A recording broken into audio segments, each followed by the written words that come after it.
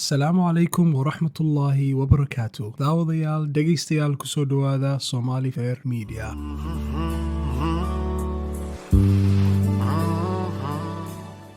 mawduuceena labaad ee maanta wuxuu ku saabsan yahay sidii aynu ku balansanayn sidee ayaa loo maalgashadaa cryptocurrency waa lacag digital ah oo isticmaalkeeda laga adeegsado internetka. isbeddelka qiimaheeduna wuxuu ku xidhan yahay kolba dalabka suuqa lacagta kriptada. haddaba daawadayaal, halka lacagta daabacan ay ugu jiraan shilimada iyo waraaquhu ay tokenkuna ugu jiraa cryptocurrency waxaa laga iibsadaa laguna iibiyaa sayladaha kala iibsiga ee suuqyada crypto adigoo adeegsanaya bangigaaga lacagtu kuugu kaydsan tahay. barbilowga hayaanka maalgashi wuxuu kula ekaan karaa mid culus, hase ahaatee maanta maalin uu ka hawl yaryahay horey nooma soo marin. sababtuna waa in meel kasta oo adduunka ka joogto helitaanka xogtu fududaaday internetka awgii. 3 arrimood ayaad u baahan tahay si aad u bilowdo maalgashiga cryptocurrency. 1.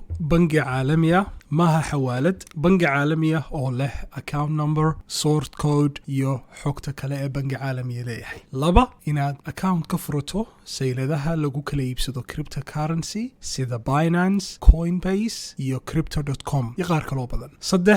xaddi lacageed oo ka bilaabma $15 waxa uu ku goyn karaa chachap amba fraction lacagaha waaweyn ah sida BTC, Bitcoin iyo Ethereum, ama xaddi badan oo nooca loo yaqaano meme coinska sida Shiba Inu iyo Dogecoin. intaa kadib waxaad iibsan kartaa cryptocurrency adigoo taxadir badan samaynaya, aqoontaadana kor u qaadaya si aad uga baaqsato khasaare kusoo gaadha isbedbedelka crypto oo aad u sarreeya awgeed, ama waxay yidhaahdaan high market volatility. markaad iibsato lacagtaasi waxay ku dhacaysaa waaladkaaga oo ka dhex abuuran kolba platformka ama saylada aad adeegsanayso.